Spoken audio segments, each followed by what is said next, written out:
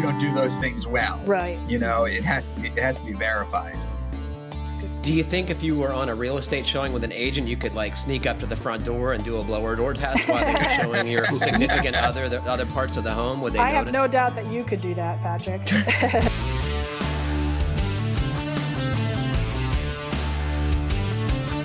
Welcome to the Fine Homebuilding Podcast, our weekly discussion of building, remodeling, and design topics aimed at anybody who cares deeply about the craft and science of working on houses. I'm Senior Editor Patrick McComb. Today I'm joined by GBA Senior Editor Kiley Jacques. Hello. Fine Homebuilding Editorial Director Brian Pontalillo. Hey, everyone. And our amazing producer Jeff Rose. Hello. Please email us your questions to fhbpodcast@taunton.com. You can find previous podcasts and check out the show notes at finehomebuilding.com/podcast. Well, it is a pleasure to see you all on this dark and stormy morning. How are you guys doing? Good. So far, it so is good. dark and stormy. Yeah. Boy, Kiley, I'm going to say that you've had an adventurous week. Do you want to talk about what's been going on at your place? Yeah, I just spent a pretty penny on essentially a new septic system, but it's A new leach field, right? Anyway. It's a new leach field, right? Yeah, the tank is all the same. I got a good look at my homespun concrete tank, which was I was dying of curiosity to see the whole thing. So now I know what I have, and were you able to sleep after looking at it? It was pretty. I should replace it, but holy Moses, septic tanks. I guess plastic is the way to go these days, and those are not cheap. So put that off for now. But yeah, he dug it all out, dug a new trench and leach field, and put down 2.5-inch gravel, and got a new distribution box in there, and essentially diverted everything away from the existing leach field. And he put in a product. I didn't know what it was. It's a Contactor 100 chamber from Coltec. That's for the infiltration. I'm going to try and explain this. Is an infiltrator, which is like a plastic arched chamber. Chamber, yeah. And it's supposedly better at leaching than perforated pipe, right? It's got more surface area. In fact, the perforated pipe was what got me in trouble to begin with. It was full of roots, tree roots and mats, and so it was clogging. There's something to be said for professionalism. I feel like I got a fair price. These guys were so on the ball. They were very sensitive to the garden beds I have. The guy in the Kubota should get an award. He was so good. I called the guy one day. He picked his phone up. He was here the next day to investigate the situation. He gave me a quote. He came in under the quote. He was 2 days later. He's never going to stay in business this way. 2 days later, you know what it is? He takes on smaller projects like this. And we had a conversation about taking on smaller projects and the benefits of that. And anyway, shout out to T. Edward & Son in Roxbury, Connecticut for their professionalism. I'm very pleased with the work. I now have a mud bath in my backyard. It's been raining ever since. Yeah. Vegetation on your leach field. Not yet. Yeah. He's going to come back and throw down some seed and hay, but not yet. It was that's kind exciting. Of funny timing to have this storms happening when my whole backyard is dug up. So did you do wash every garment in your collection to take advantage of your new leach field? The washing machine is going as we speak. Yeah. Brian, what have you been doing? Yeah, learn a lot. Well, I was actually on the phone yesterday with an engineer discussing some septic plans. So it's sort of there's a theme here, and I guess the most, and I think Patrick, I was telling you about this morning, but the most interesting thing that I learned, maybe septics are, of course, there's a lot of parts of the country where you don't have a septic, right? You're on municipal sewers. So this is, septic talk is relevant to those who live a little bit more rurally. But I was asking this engineer about the difference between septics for a 2-bedroom house, 3-bedroom house, 4-bedroom house, in at least in the area that that this is being planned for. That's how septics are sized. I think there's some places where it's done differently based on bathrooms or, a potential outflow from the building. So it could be just drain pipes. But in this area, it's, they're sized by bedrooms. And one of the things that I found interesting was that, because I was asking, if looking down the road, if you think you might add a bedroom to a place, does it make sense to put a bigger septic in when you're putting a septic in. Obviously, it makes sense, but then there's cost to consider, right? So what's the cost implications of adding space for another bedroom or, 2 bedrooms? And the response was interesting. I was specifically asking about the difference between 2 bedrooms, 3 bedrooms, and 4 bedrooms. And in this health district who governs these septic systems, to go from a 2-bedroom septic to a 3-bedroom septic, you actually don't have to size up the system. So if you have a house that has 2 bedrooms and a septic that's sized for it, and you want to add another bedroom, what the health district wants to know is that you have room to add a bigger leaching field should you need it. But you don't actually, if you have that room, they'll approve the additional bedroom without you doing any work to the septic. To go to a 4-bedroom septic, they wouldn't allow that. You would have to actually install the larger septic system. That makes no sense.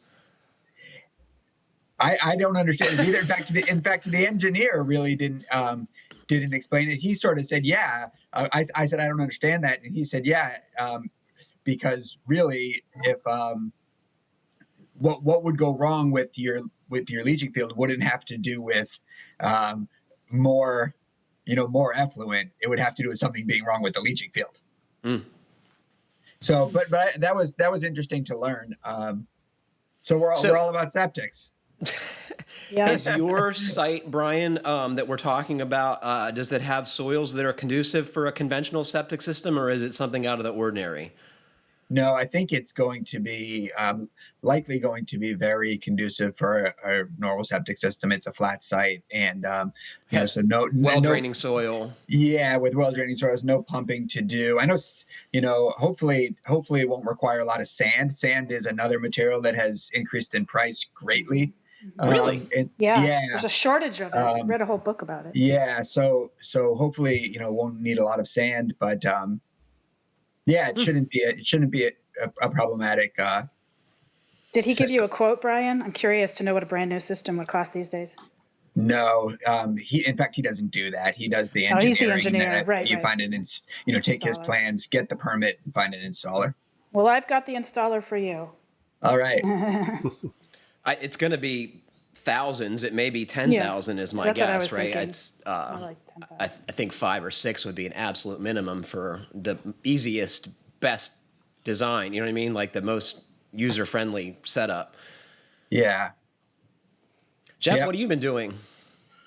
Not a whole lot. Again, little futzy things, but then mowing the lawn. That's about it. So.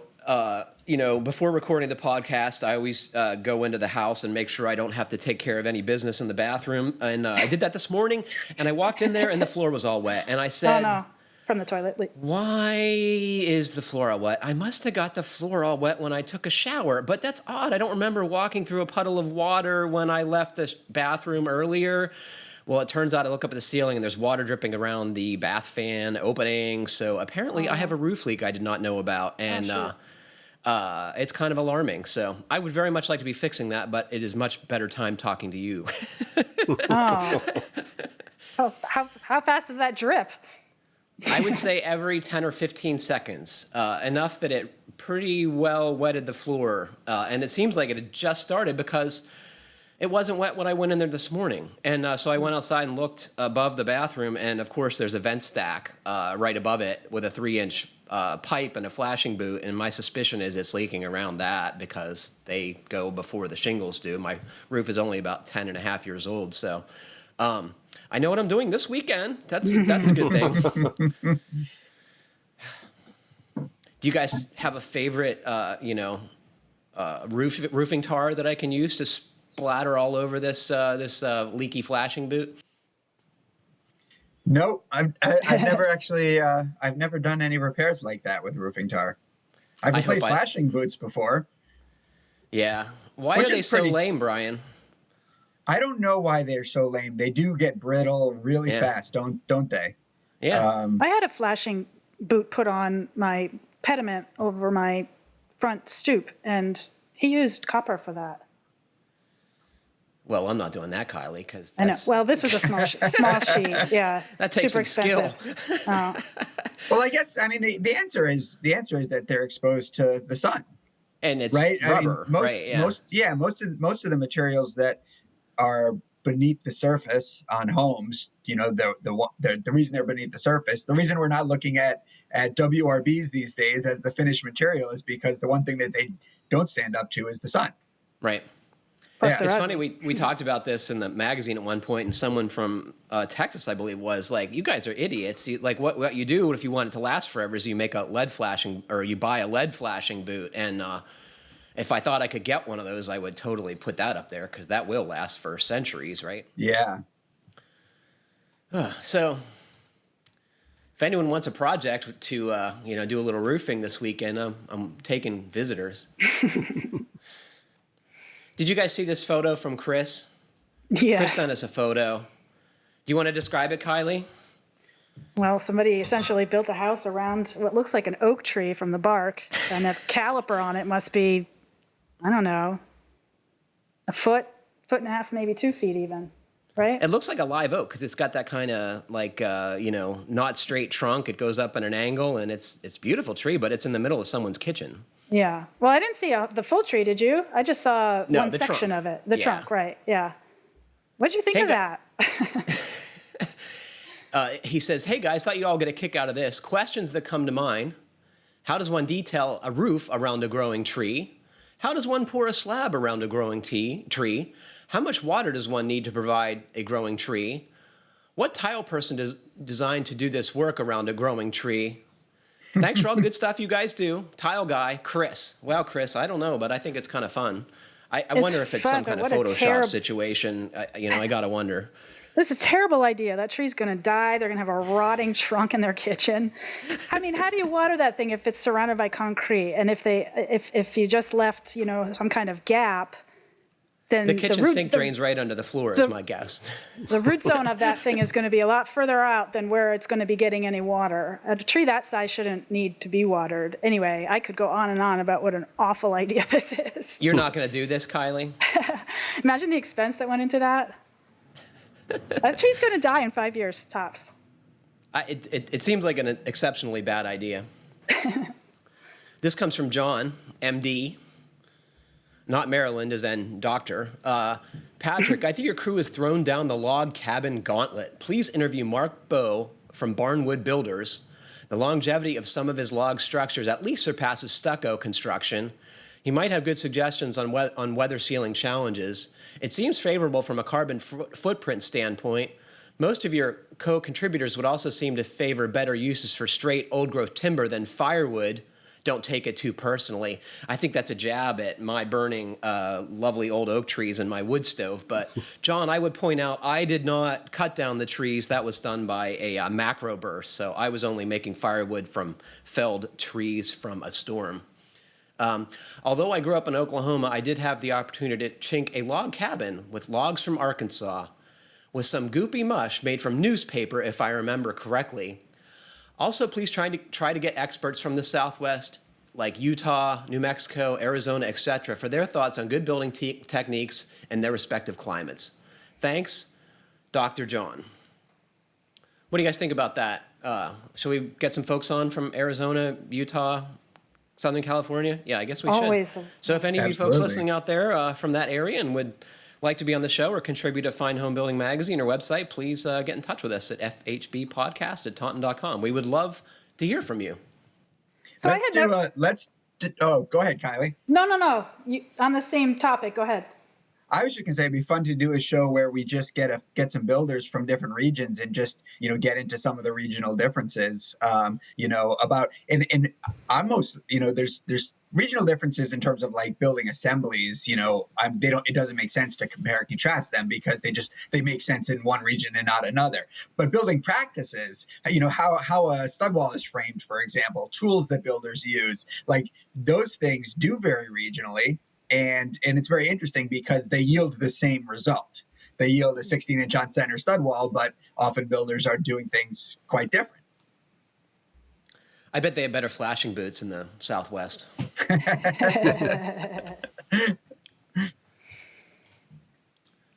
Well, anyone, we mean it. If you're in that area and would love to contribute either to the podcast, the magazine, or the website, please get in touch with us. We definitely need better representation from warmer parts of the country. Yeah, and So if you've built in one area and then built in another, it would be great to hear from you too. What did you find was different? What were some surprises? You know. We're going to talk more about builders in different parts of the world in a little bit. So this first question comes from Justin. Hi, FHB gang. With the topics of overhangs coming up in both of the last podcasts, it got me thinking about whether it could ever make sense to replace a roof like the one on my new home that's in good shape but lacks sufficient overhangs with a new roof with larger overhangs. I'm interested in replacing the worn-out windows and getting solar panels. Now would be the time to decide whether redesign and replace the roof. Would love to hear your thoughts on the subject, and thanks for all the wonderful podcasts. Lastly, check out these brand new townhomes. What an overhang disaster. No gutters either. Thanks, Justin. Did you guys see these townhomes that have no eaves whatsoever? It just seems like an impossibly bad idea to me. I know. I didn't catch that at first. I looked at the photo before I saw his description and situation that he was just describing, and I thought, well, those are sharp looking. But then as soon as I realized what the problem was, I thought, well, that's dumb. Those are takes away from it. So, somebody say, does it make sense to rip off your roof and extensions? put bigger No. overhangs on Well, your house? I was wondering if this house is new or it's new to him. But regardless, the roof is in great shape. So my first thought was rafter extensions if he wants overhangs and he doesn't want to take off a perfectly good roof right now. And then you would integrate new roofing material into the existing where you have overhangs where you once did not? Right. That's what Mike Garton has an article on that with two different methods. One is for 2-foot overhangs and one is for 8-inch overhangs. And in one case, you're slipping the extensions right into the attic and nailing them to the existing rafters. And on the other, you're creating rafter tail blocks and they're nailed to the ledger and installed in one piece. But that came to mind. The latter I would describe as a 2x with little pieces of other 2x perpendicular to stick out and form the overhang. Is that correct? Yeah. Yeah, that's a good way to put it. Mm-hmm. What do you think about this, Brian? Would you ever do this? Well, I've added overhangs to the rake side, the gable end of a roof before, to add exterior insulation to the house. And I fortunately didn't need to add them at the eaves. And so I've done it to some degree. I mean, I would, if you don't have water issues that you're trying to solve for, and if you're not tearing the roof off, I don't think it's a project that I would put at the top of the list to just add overhangs to the house, and maybe if you don't have any other projects and you've got the time and money, sure.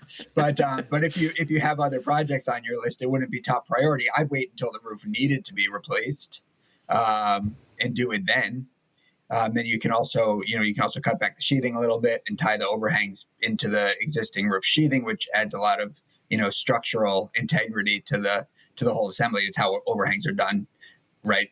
If you're doing it on a new house, the sheathings, the overhangs are often integrated, but even if they're applied, which more and more builders are doing now for continuity of insulation and continuity of air barriers and stuff like that, you can use that sheathing plane to tie the overhangs back into the rest of the roof. So, if he doesn't have a problem right now, I don't see the reason to jump and add overhangs. If he had a water management problem, maybe it would make sense to peel back the roof and do it. But like I said, if he's got the time and the money, and the inclination, have at it. It's no small project, right? It seems like, as you point out, unless you have a problem, it's a big job and it's going to be costly, I'm sure. Yeah.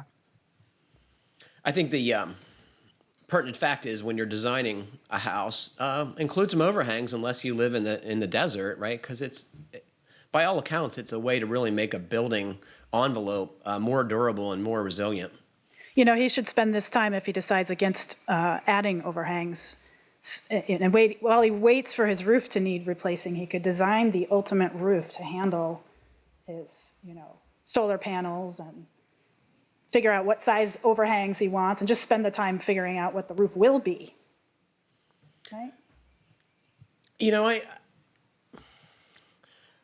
My first house that Carol and I bought, I thought we would have it forever, but things change in your life. And, I think doing huge projects with the expectation you're going to have your home forever, oftentimes that's not the case. Things change that are you can't predict. And, if you spend a ton of money and effort doing this improvement, you might not see the benefit of it, right? It's going to be all for somebody else. And they probably won't appreciate it. And my guess is your house is not going to appraise any higher because it has overhangs versus not, right?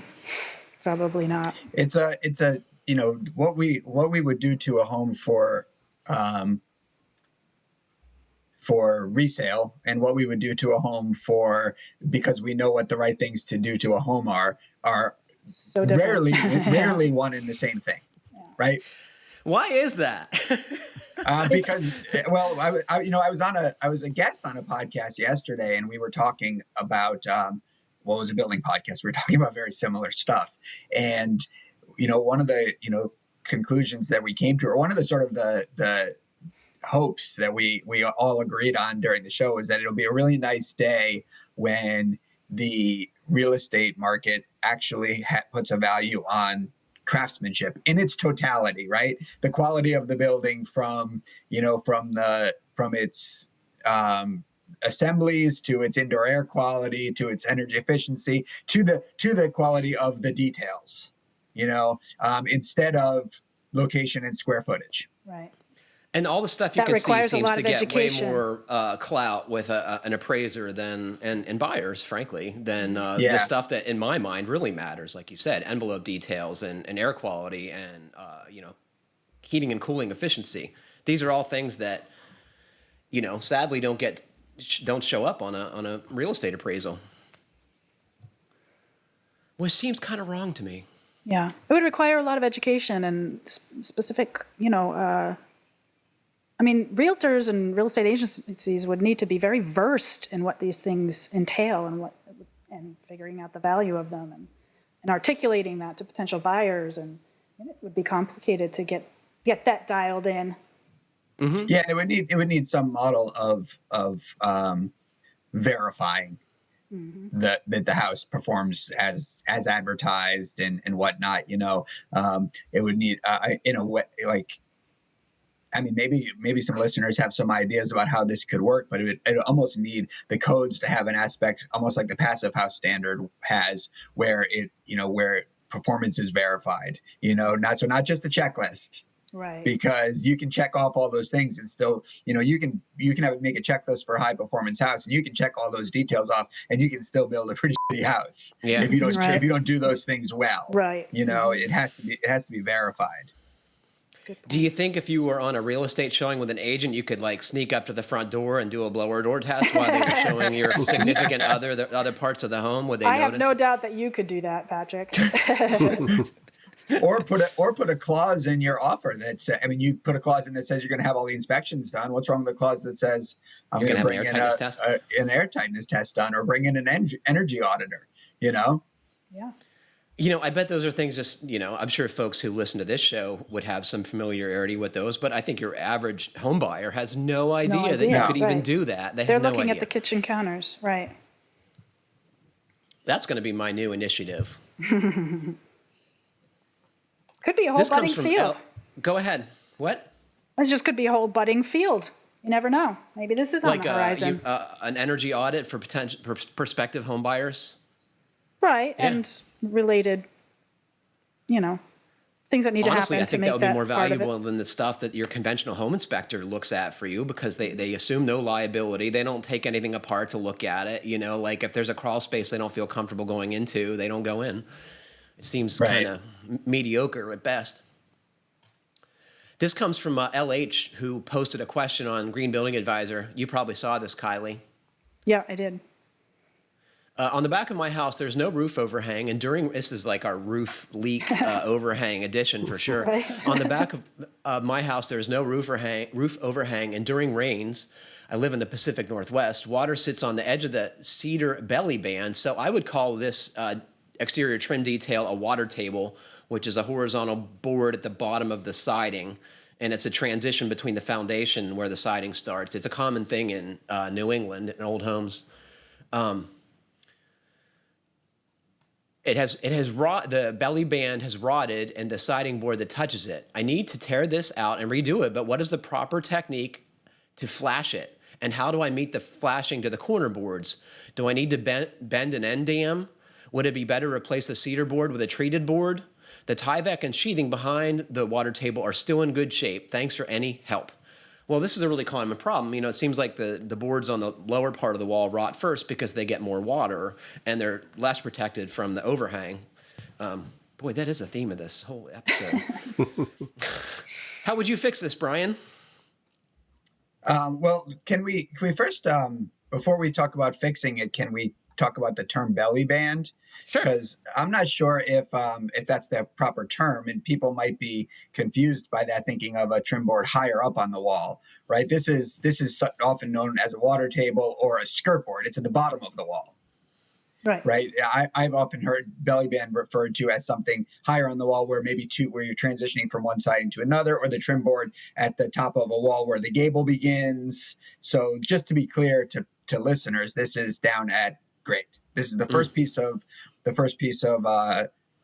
trim up from the ground. So, I mean, I think these are typically are detailed pretty simply. You know, it's typically a trim piece that is installed with a cap flashing on it. Sometimes that cap flashing is an actual molding, a piece of wood that sits on top of it and has a bevel, so it slopes away from the house. Sometimes that is just a metal flashing that goes back behind the siding. I guess could be taped. I don't see it often taped, but could be taped. Could actually even be lapped with the WRB. I mean, there's a lot you could go to a great degree, but I think, you know, even if it's just tucked behind the siding, it's to keep water from sitting on it and to keep water from getting behind it. And sometimes it's both of those two things: the trim profile for aesthetics, and then some sort of metal flashing on top of it. So that's all a pretty standard detail. I've even seen the board itself just cut with a bevel on the top of it. I think that's a lesser way to do that, though, because surface tension will draw the water down onto that belly band, and it'll keep following it until it goes to the bottom. When you put either a wood drip cap or an aluminum drip cap on top of the water table, there's always some element in a good design that has some way to break the capillary action, the surface tension of water, so it drips off of either it's a kerf on the underside of the wood version, or it's a bend in the metal version that allows the water to drip off. And I think that's the key to a long-lasting assembly. And if you could get it under the Tyvek, you know, an aluminum one, and tuck the vertical leg under the Tyvek, I think that would be the best assembly of all. It seems like this is a good case for using a synthetic product like Boral or... Oh, that's a really good point, Kiley. What would you suggest? Well, I'm not going to take the credit for the idea, but Malcolm Taylor weighed in, and that was his suggestion. And Boral or Azek could do the trick, he says. Because it won't rot. Right. You know, yeah. But, you know, I noticed, did you look at the photo of this situation? That looked like actually kind of a difficult board to deal with, because he's got some electrical running through there and some plumbing lines. And I mean, it just looked like, what is happening there? He's not going to easily pop that board off. He's got some obstacles to work with. Yeah, that's always where stuff goes into the basement, right? Because that's like in line with the floor system, where pipes and wires go in from the outside of the house, or from the inside to the outside. So yeah, there's going to be stuff in the way. I did find a drawing. And there's no good way to deal with that. You can make two pieces and kind of, make semicircular cutouts to go around the penetration, but I think that looks kind of cheesy. The best way is obviously to pull the cable back through the water table or cut off the pipe and then redo it once you're all done. But that's an added challenge for sure. Jeff, what would you do with this situation? Yeah, no, I'm actually gonna have to deal with that situation. So, what's your plan? I'm gonna do the half-ass technique and cut it in half, and probably do it with ASAC and cement it back together so that it's at least theoretically. Well, that's a really good idea, and you could reliably glue PVC trim to itself, and it would be, in essence, one piece. In my experience, those glue joints are really strong. Yeah. That's a good idea.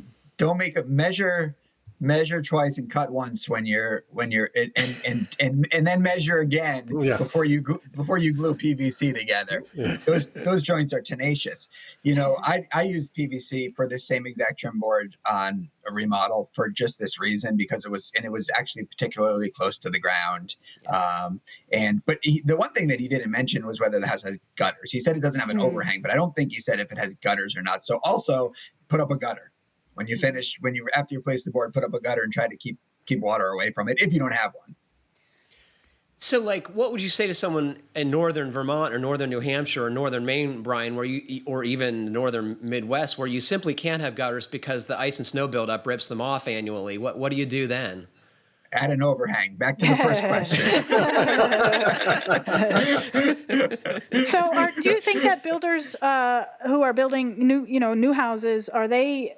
They're probably not using wood for this application now these days. I think it depends on the quality and expense of the home, Kiley. I think there are a lot of builders who are probably using wood for this element, and probably a lot of them are using finger jointed stock, which I would say would be an especially bad idea, because the glue joints and the finger jointed material are going to start to show up within a year or two, even if you keep them really painted well. It's This strikes me as probably a common problem, yeah?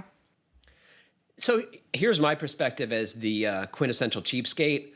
You can replace, at least you could, before lumber prices went through the roof, this water table 3 times in wood before you could, spend enough to replace it in PVC, right? So, I mean, depending on how long you expect to live, maybe wood is the right option. It would be for me. Have you guys ever thought of that?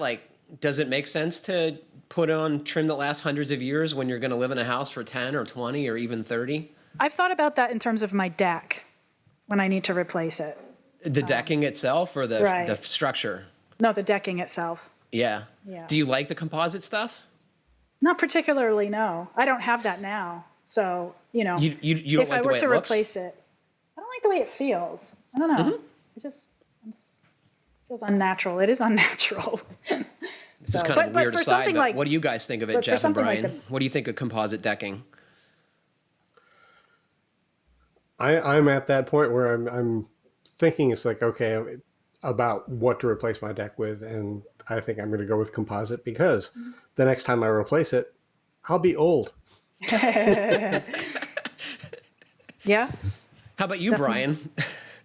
I don't love it. I don't love the way it looks, particularly, but that's personal. That has nothing to do with longevity or, sensibilities. That's just sort of my personal opinion. And I also like the weathered look of materials. So for me, I could use a wood material, allow it to weather and be happy with it. It would, the way I would design a house for myself would allow for that kind of weathered look where it was appropriate.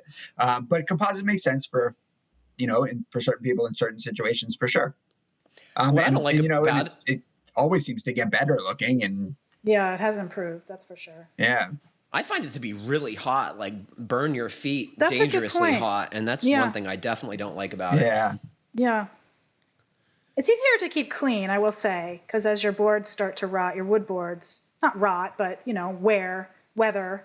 I don't know. I just find that it traps a lot more grit, so you're sweeping a lot more. I think, like so many things, the durability and aesthetics of, synthetic decking is a lot about the price point you're working with, right? Yes. This comes from Casey. I live in central Alabama, climate zone 3A, new construction. I plan to open cell foam the entire roof of an unvented attic. Our master bedroom has a cathedral ceiling with 2x8 ceiling joists / roof rafters. The shingle roof is installed over an OSB roof deck. The foam installer is going to fill all the 2x6 roof rafters, so 5.5 inches of foam, which is an R20. And I assume only fill the 2x8 bedroom ceiling rafters with 5.5 inches as well, according to the contract. I plan to install tongue and groove pine as the ceiling covering. I understand that the R20 is not the best, but building during a pandemic has wrecked has wrecked my budget. My question is, would the around 2 inches of space between the foam and the tongue and groove ceiling create condensation and cause eventual rot of the roof sheathing? Would an air barrier prevent this? Would properly sealed Tyvek work? It would be cheaper and easier to install than drywall.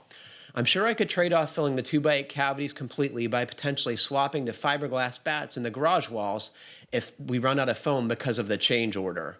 The contracted price is based on 4 sets of foam. I'm not sure what that means, but he's asking if he could add more foam to his cathedral ceiling and then use a cheaper insulation in his garage to offset the price difference. Okay, so first off, is this a good idea to use open cell foam in this ceiling, Brian? Is this a good idea to use open cell foam in this ceiling? Well, is this a new house? Do we know if this is a new house? He says new construction, and he's been building during a pandemic, which has wrecked his budget. Well, it's interesting that it's a new house for me, and I don't want to, tear it apart too much. But why would you design a new house with a cathedral ceiling with not enough room for the code minimum insulation?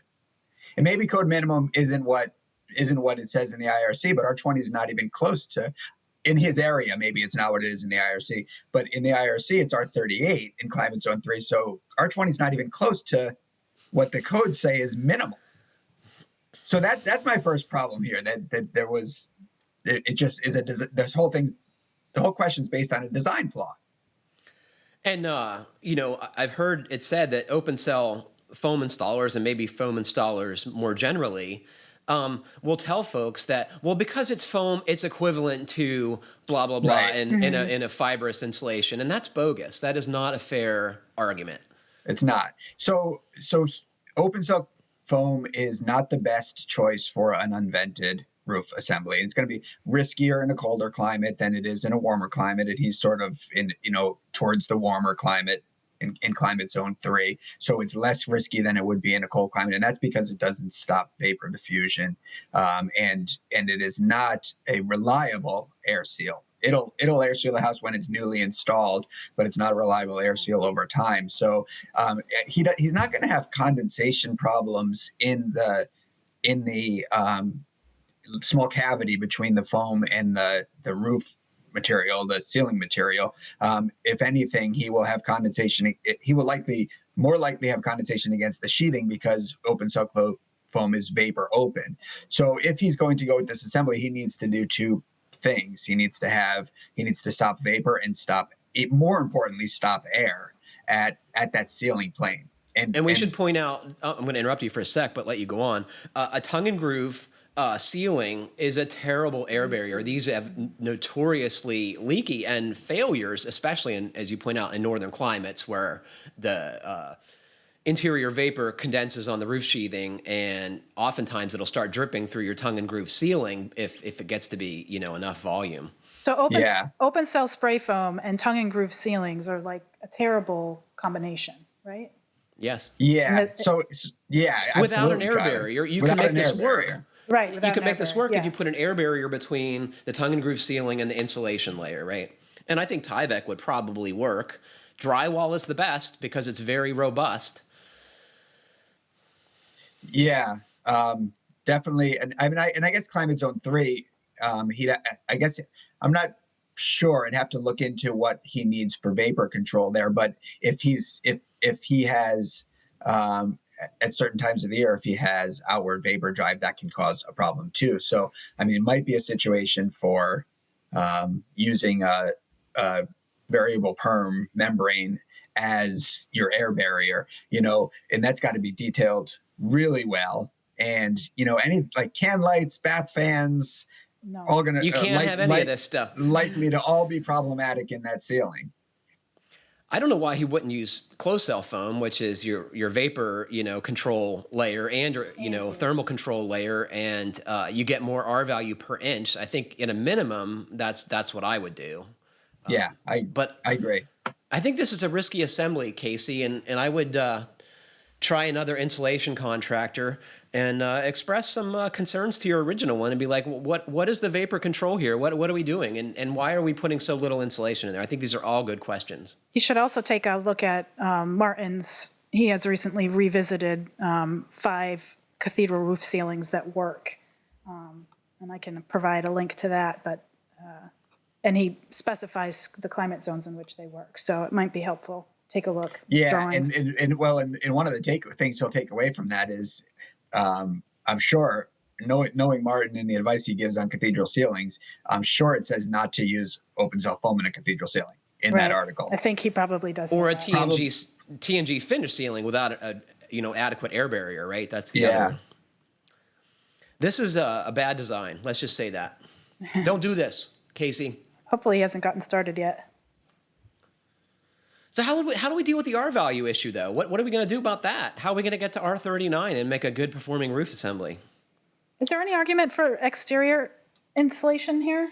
Oh, yeah. And overhangs. Yeah. I think that's a great solution, right? If you can make the fascia detail work and the overhang detail, some on top and some below. What do you think? It's an assembly that works. You have to find, you got to find a builder who's willing to do it.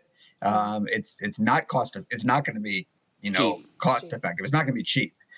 Maybe it's cost effective in terms of when you consider performance, when you put a value on performance and risk management, maybe it's cost effective, but it's not going to be cheap. But yeah, air permeable. Yeah, you're going to get your R value, put rigid foam outside of the sheathing, and then you can use whatever insulation you want in the cavities. I think that's what Martin would recommend. And then, your ceiling dries inward, so you have no concerns about vapor. You don't need a vapor retarder. You still, your air layer, your air barrier is outside of the sheathing. You still can do some air sealing inside. But ideally in that situation, if it's done right, the sheathing never gets cold enough for condensation. And you're not going to need that much on the exterior in this climate zone, right? To control vapor. It's going to be minimal, and it's going to stop thermal bridging, which is going to be great when you're trying to keep your house cool in the summer in Alabama. It's Alabama, right? Yeah. What were you saying, Kiley? In terms of thickness, you mean, right? Yeah. You're not going to need much in terms of the thickness. R value. Oh, R value. I'm thinking of the thickness of the foam itself. Yeah, which affects R value. I think it's important to say R value because foams have different R values. So one material might have a different thickness than another. It's the R value that's important, not the thickness. Okay. So if anyone listening has done an exterior foam roof assembly, either on a new or existing home, or has one going, I would love to talk to you about that, and maybe you could write into the podcast and we'll get in touch. But that's been a story we've been looking for a long time. And it seems to me it solves a lot of problems, but roofers and contractors seem generally resistant to the whole idea. Wouldn't you agree, Brian? That's always the thing you hear. Yeah, so often. In fact, and Kiley can speak to this. The question comes up in the Q&A so much on GBA, and people say they'd like to do it, but they can't find someone to do it, or they get these wild quotes because builders haven't done it before. It's risky work. You're working on a roof, and anytime you work on a roof is risky. And then now you're you're working on top of foam panels. A lot of the time. So I mean, if you take safety precautions, it shouldn't be risky. But if a builder's not diligent about fault protection and all that, it can be risky.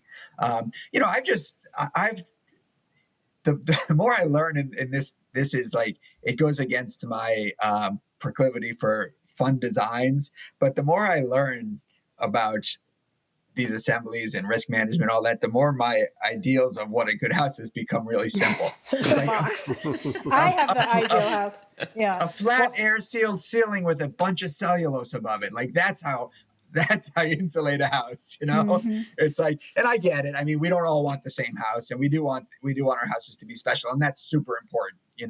I was having a email exchange with Martin Holliday, who's the most practical, and sensible, person on the planet when it comes to these details. And I had asked him about how he would build, how he would build a house for himself.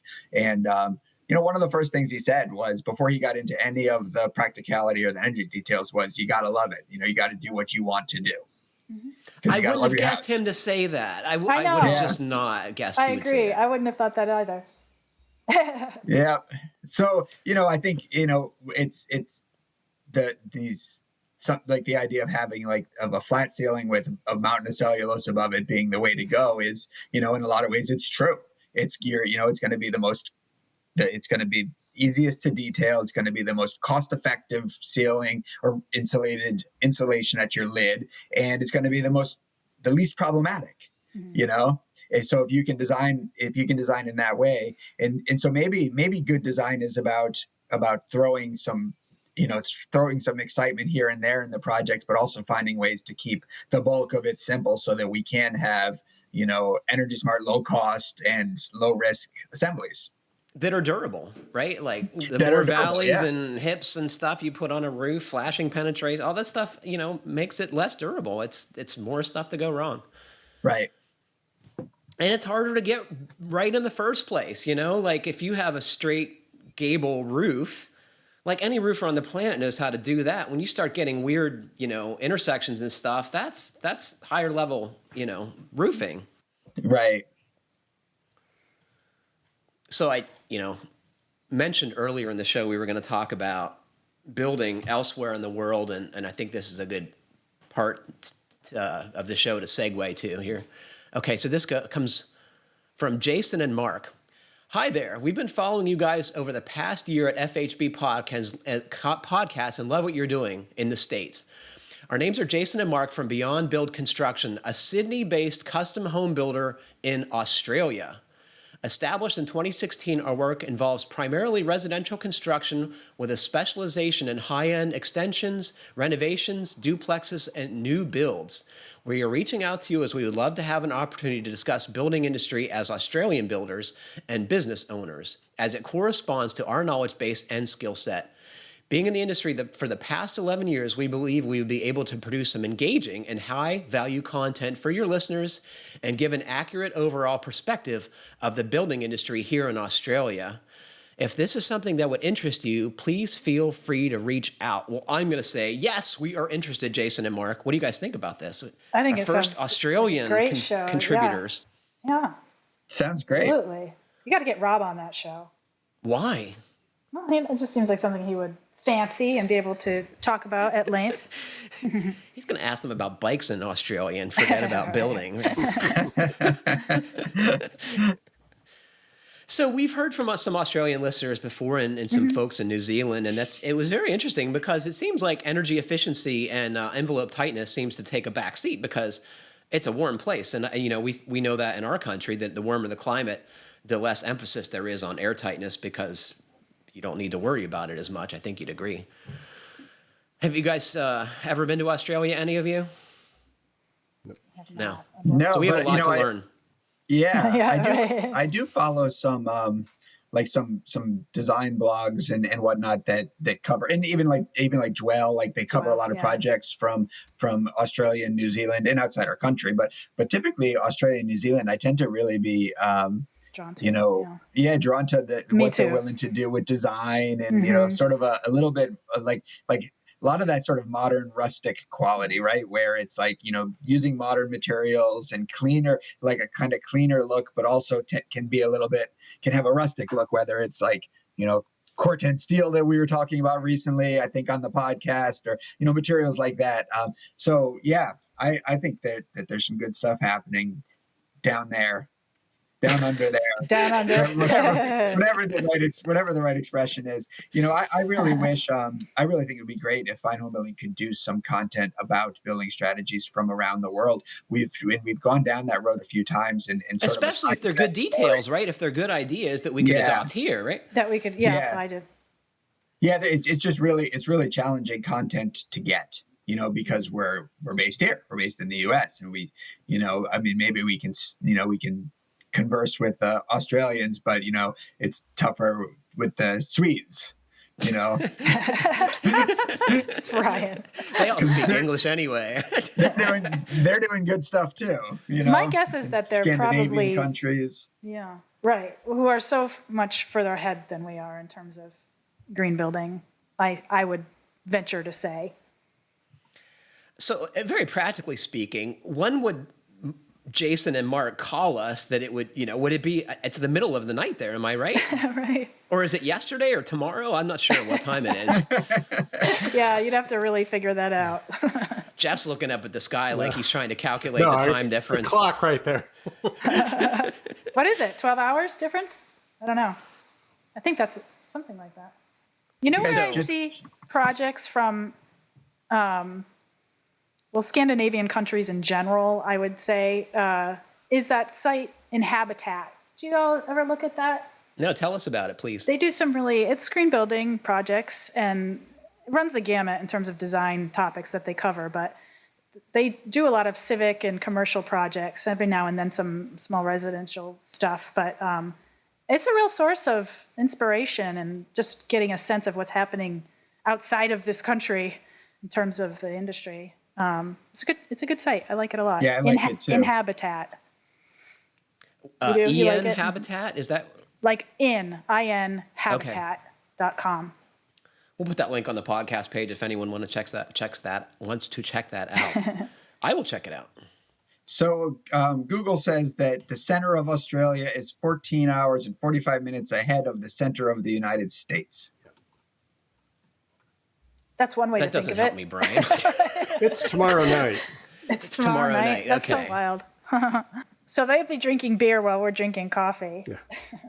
Well, I can make a switch for the sake of journalism, I can tell you.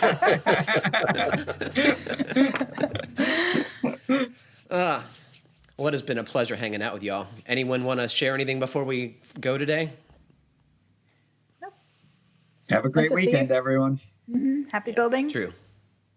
Don't you have a little exit speech to make? It's funny. I somehow didn't put that on the cut and paste of the new script, so I'll have to wing it. But I did want to ask folks, we need more questions. And, it can be about overhangs or air sealing or any of our favorite topics, or it can be completely esoteric. Whatever you want to ask folks, we'll give it a crack. But it's always good to hear from you, and the more questions, the better, because we see trends in what people want to know, so we can talk about it. And it's just fun to hear from you. I really would encourage you to write in comments, questions, suggestions, whatever. We love to hear from you, and we do read everything that you send us, so don't think it's falling on deaf ears. Well, unfortunately, that is all the time we have today. Thanks to Brian, Kiley, and Jeff for joining me, and thanks to all of you for listening. Please remember to send us your comments, questions, and suggestions to fhbpodcast@taunton.com, and please like, comment, or review us. However you're listening, it helps other folks find our podcast. How'd I do? Yeah, that's perfect. Thanks, everybody. Stay safe, happy building, and keep craft alive.